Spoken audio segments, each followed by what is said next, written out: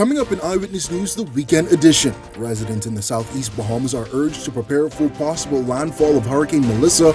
We've got the latest. Also, breaking update. Police say a man is in custody for the murder of Lauren Saunders.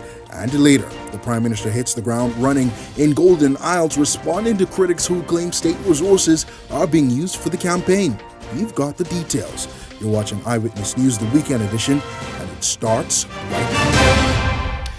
Well, good evening, everyone. I'm Devontae Hanna. Welcome to Eyewitness News. This is the weekend edition. Topping news tonight, a hurricane alert is now in effect for the central and southeast Bahamas and the Turks and Caicos Islands as major Hurricane Melissa continues to strengthen in the Caribbean. This announced just moments ago at a Disaster Risk Management Authority press conference. The alert, which means hurricane conditions are expected within 60 hours, covers Exuma and its Keys, Long Island, Cat Island, San Salvador, Acklins, Crooked Island, Long Key, Maguana, Inagua, and the Turks and Caicos Islands.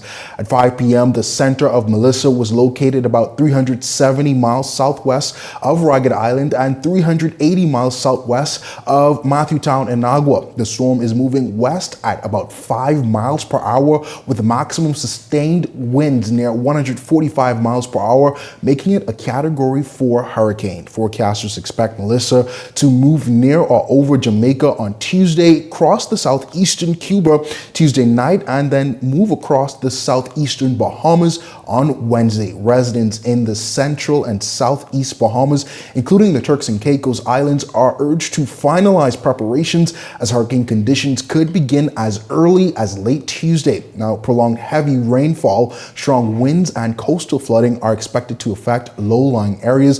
The Bahamas Department of Meteorology is advising all residents to closely monitor official updates.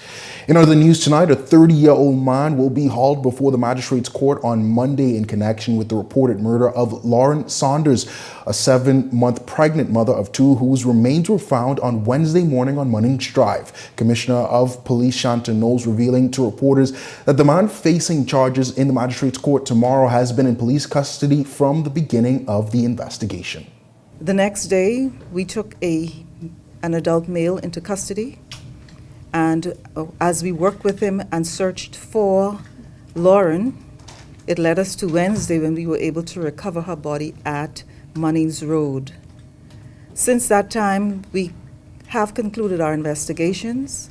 We can say to you today that we have this adult male in custody at this time, and he will be arraigned before the magistrate's court tomorrow on 1 count of murder. Well, a busy week for officers as police are investigating a deadly shooting that occurred Sunday morning, which left 1 man dead and 2 others injured. According to initial reports, around 1:30 a.m., ShotSpotter technology detected gunfire in the Awaki area just off of West Bay Street. Preliminary investigations revealed that an altercation broke out at a local establishment. During the incident, 1 man was struck with an object, another was stabbed, and a third was shot. All 3 victims were taken to hospital. Sadly, the man who suffered gunshot injuries later died from his wounds. The stabbing victim is said to be in stable condition. The condition of the third man is said to be unknown. Police have since impounded a vehicle believed to have been used in the commission of the crimes. Additionally, a 29-year-old man who sought medical attention has been taken into custody in connection with the investigation. Authorities continue their probe as they work to determine what led to the violent altercation. This fatal shooting marks the country's 69th murder for the year, according to our records. And just a day prior, police say a man was shot to death on University Drive early Saturday morning, marking homicide 68. Now, in this incident, officers responded to reports of gunfire shortly around 2 a.m. When they arrived, they were told the occupants of a Japanese vehicle opened fire on a group of people gathered in a parking lot. The suspects fled the scene. 1 man was hit and later was rushed, to hospital by emergency medical services, where he died from his injuries. Investigations into that matter continues. Also in Abaco, police are also looking into an alleged arson attempt that took place early Sunday morning in Murphytown. According to initial reports, shortly after midnight, a man allegedly threw an object containing an unknown substance toward a home. The object landed on a grassy area, sparking a fire that began spreading toward the residents. Now, firefighters extinguished the blaze, and eventually there were no injuries or reported damage. Now, in other news, 2 men dying in a traffic accident Saturday morning in Grand Bahama. Shortly after 7 a.m., officers responded to reports of a collision involving 2 vehicles on Grand Bahama Highway. At the scene, they found a silver Chrysler with a male passenger who was unresponsive, while the female driver was semi-conscious. Now, in the second vehicle, a white Honda, police discovered an unresponsive male driver. A doctor at the scene confirmed that the 2 men had died. The female driver was transported to a hospital where she remains in stable condition. Police say their investigation into the crash is ongoing. Back here to the capital, could the November 24th by-election be seen as a referendum on the leadership of Prime Minister Philip Davis? Well, that's what political pundits believe. It comes as executives and supporters of the governing Progressive Liberal Party hit the ground in the Golden Isles constituency on Saturday with its standard bearer, Senator Darren Pickstock. Well, Prime Minister Davis responding to those questions, expressing his confidence in the PLP retaining the vacant seat. As I said, the seat matters. Securing the seat, all right, confirms the progress we're making and continue to make, and that is why it matters. I don't see it as that. I see it as us making progress and ensuring that progress continue by filling the vacancy that was left by a PLP MP. He was also quickly clearing the air, responding to critics who allege the government is using state resources and high-profile visits to secure a victory and influence the by-election. Those are views expressed by persons, and I want to interfere with their view. Well, in other news tonight, amid growing criticism over the planned construction of a new hospital in the Papal Track area, Health and Wellness Minister Dr. Michael Darville is standing firm. The minister says preliminary work on the long-debated project is set to begin soon, despite ongoing concerns about the location, as stakeholders deem it to be a benefit. Meeting with town planning, and we have a provisional approval to put tractors on the ground and begin to do the land preparation, which is our responsibility in collaboration with the Ministry of Environment, because the removing of the trees and plants are very important, because they have to be moved in a systematic way, potted. And so on completion of the project, they will be replanted to ensure that the migratory birds that habited the site will be able to come back, and we will fix the ecosystem. We're near completion with the negotiation with the Chinese Exim Bank, but I'm going to move very swiftly now to complete our part of the plan, which is land preparation for the man camp as well as land preparation for the site. So very soon, you will see tractors on the ground. Well, Dr. Darville says from his view, all necessary pre-building codes were executed through the proper channels, and the health facility will lift the burden on the main public hospital in the country, the Princess Margaret Hospital. Now that we have the environmental certificate, town planning, provisional license, and we are working diligently through a contractual agreement with a civil engineering group to focus more on assisting the residents in Papal Track and the White Grove for flooding mitigation. We're convinced that this particular hospital will add value, not add additional stresses to the flooding situation, but very soon you will hear us speaking about the mitigation strategy to assist the residents in those areas, which is part of our strategy as being good stewards at that particular site. Well, from healthcare to education, former Prime Minister Dr. Hubert Minnis, during his presentation in the House of Assembly last week, made recommendations to support more efficient educational services at the University of the Bahamas. Dr. Minnis drew concern with the fact that many students attended the University of the Bahamas expecting a typical 4-year term, but have often spent a year or two more at the facility than expected, and most of the time not because of their own doing, but because of the availability of certain classes. I wonder why it's not possible to interlink with the University of West Indies or other institutions abroad, so that if we do not have the lecture available for a particular subject, then that student can do that course online with the affiliate institution, be it University of West Indies or the other institution, thus not delaying the graduation of the students here in New Providence. And our virtual school was on the road and obviously would have resolved that issue, but it's something the University of Bahamas needs to look at thoroughly, because it's distressing for a student to enter a program thinking just 3 or 4 years and takes 5 years, not due to their fault. All right, well, still to come tonight, the Anglican Diocese Bishop is making an urgent plea to parishioners to donate blood. And later, the LJM Maritime Authority gears up for another gala. We've got more on that, but first, a check that is on tonight's weather forecast.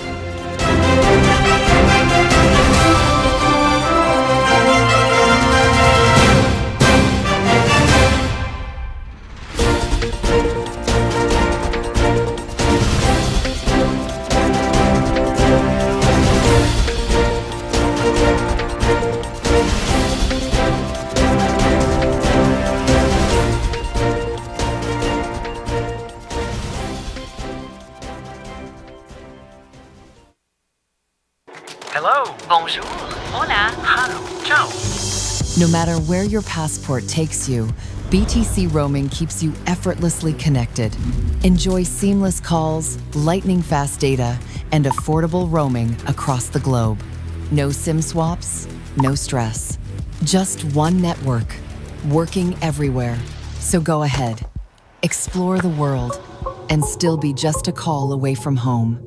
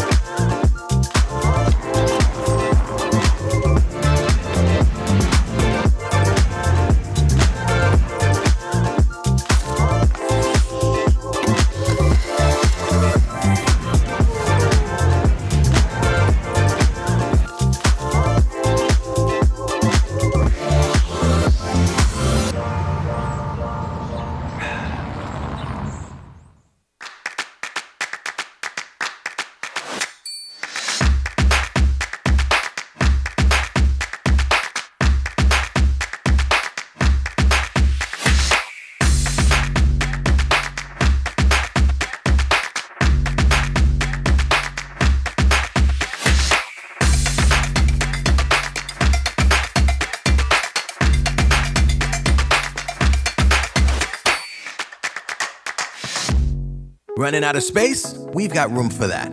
Welcome to Skyline Storage, your trusted self-storage solution. Skyline Storage offers units from 5x10 to 10x30, climate-controlled or standard dry. Perfect for home or business. Located in Westfield Commerce Park, Western New Providence. Your belongings stay safe with gated access and 24/7 surveillance starting at $175 a month.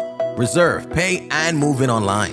No phone calls, no paperwork. Visit SkylineStorage.com. Skyline Storage. Storage made simple.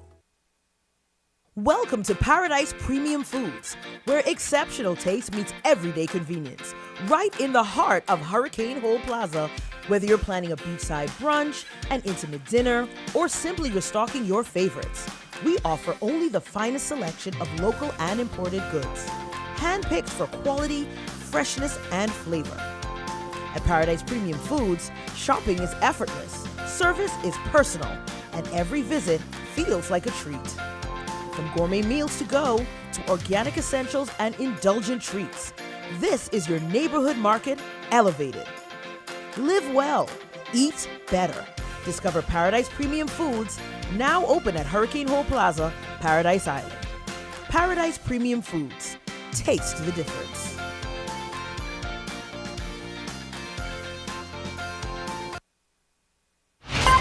You're watching Eyewitness News. Welcome back to the weekend edition. Here's some news you may want to hear. After weeks of complaints from frustrated motorists about worsening road conditions across New Providence, the Ministry of Works is speaking out. Senior Engineer Francis Clark explains how recent heavy rains have contributed to a spike in potholes and details the ongoing patching efforts to restore safer roadways for drivers. Clark reaffirms that civil servants responsible for road pavements are committed to providing proper road conditions. Pothole patching is a stopgap measure. It's a temporary solution to improve the road safety and improve the rideability. However, we do have a program that targets at least 20 miles of road per year. That will start the latter part of this year, early part of 2026, where you will see most of our road networks will be improved, particularly the main arterial roads. So we will have two contractors. One of the contractors it would be Bahamas, who we use every day, and then we will enter in an agreement with a private contractor. So our target for each contractor is to pave 20 miles each per year. Well, Clark breaking down the dollars and cents of road paving and asked motorists to exercise patience and to encourage them to call into the Ministry of Works hotline to report sightings of any potholes. Typically, the rate for road paving is around $1 million a mile. So if you multiply $1 million by 40 miles, that'll be about $40 million to pave and civilize our roads. We realize that the challenge of motorists traversing these roads with the potholes and the condition of the roads are in right now. But we have our crews, the private contractors, as well as our in-house crews, working diligently and working hard to stabilize the existing conditions of the road. Well, he made that plea to motorists, but Anglican Archbishop Leish Boyd, in his charge at the 122nd session of Synod, encouraged members of the Bahamas and Turks and Caicos Islands Diocese to donate blood. His plea comes amid ongoing calls from the Public Hospital Authority for more Bahamians to do their part to contribute to the blood bank. Archbishop Boyd believes the life you save can very well be your own. Time to time, we all see and even receive requests to donate blood. I urge all able-bodied persons to give the gift of life, that is blood. Do not wait until it is our relative or our friend who's in need. And God forbid, don't wait until it's we ourselves. But pay attention and let's seek to be aware of this vital contribution. Well, Archbishop Boyd also revealing he organized a blood drive for members of the diocese last week and believes it's the least that can be done to assist those in need. And it's especially important when you or your loved one is in distress and the blood bank is saying, we don't have any blood. You ever been in that situation? So I encourage Synod delegates, let's make this happen. And I wish to applaud our hospital and prison chaplain, Father Jude Edemwani, who has organized this initiative at my request. Well, the LJM Maritime Academy is setting sail for a night of celebration and purpose on Friday, November 7th. The Academy will host a gala event at the Bahamas Grand Ballroom, a night where elegance meets education and where proceeds raised will help chart the course that is for future Bahamian maritime professionals. Yes, this is a new program for us, a bachelor program both in nautical science and also for engineers, marine engineers. It will start next September 2026, and the fundraising purpose is to raise funds for scholarships for students that want to excel in their education. Here at LJM Maritime Academy, we provide a diploma in nautical science and marine engineering, but in the future, also for planning future career advancement, it's very, very useful for students to pursue higher academic roles, and the bachelor degree will open doors to higher maritime careers.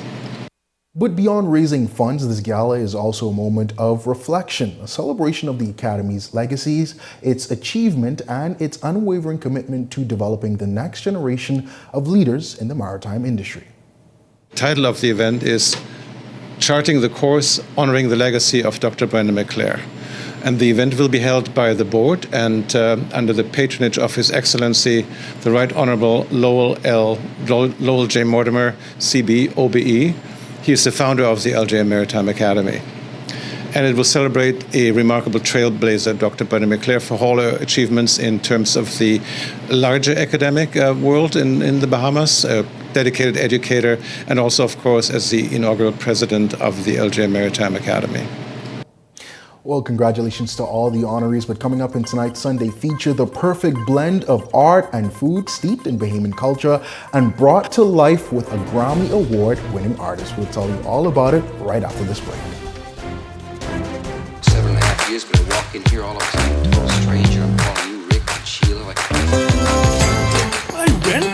At Island Lock, we take sports seriously. Get ready to experience the thrill of winning anytime and any place.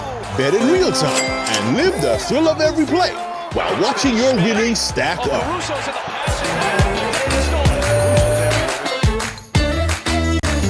It's your chance to score big with fast payouts and a world-class experience.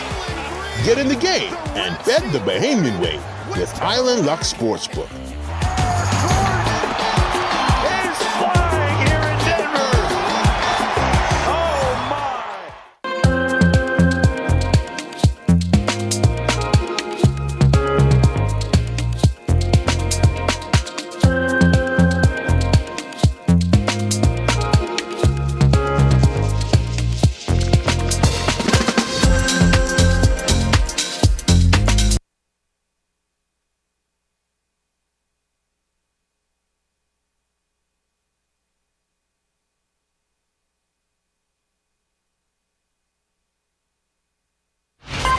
You're watching Eyewitness News. Welcome back. The sights, sounds, and flavors of the Bahamas took center stage at the Bahamas Culinary and Arts Festival presented by Scotiabank, a weekend celebrating Bahamian creativity, culture, and community, capped off by a homecoming performance that had the crowd on their feet. Our Delana Roca has the exciting details in tonight's Sunday feature. The energy was electric as Bahamian-born rock legend Lenny Kravitz took to the stage, his return to home soil igniting a wave of national pride through the crowd gathered at Bahamas.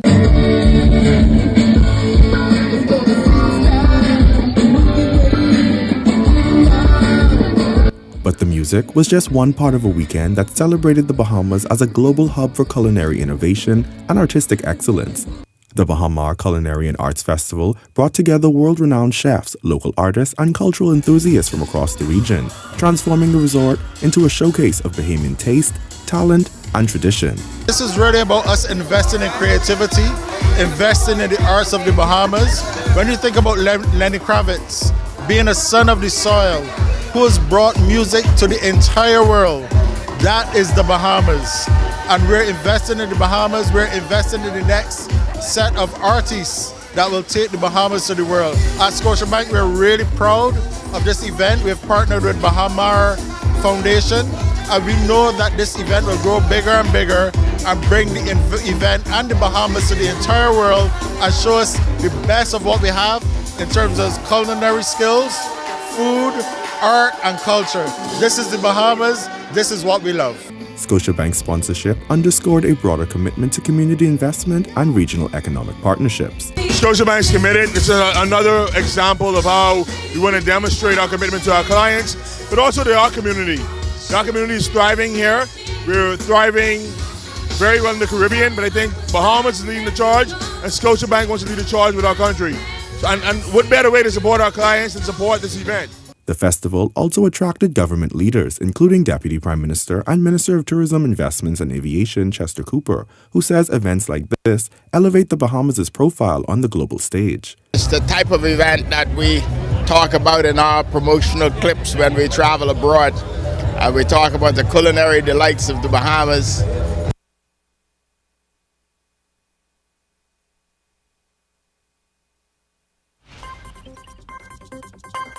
We apologize for that technical difficulty there, and we are going to go home, like Lenny Kravitz said in that song. But that does it for us here in the Sunday edition or the weekend edition. For all of us here at Eyewitness News, I'm Devontae Hanna. Thank you so much for joining us. Have a good night and a great week.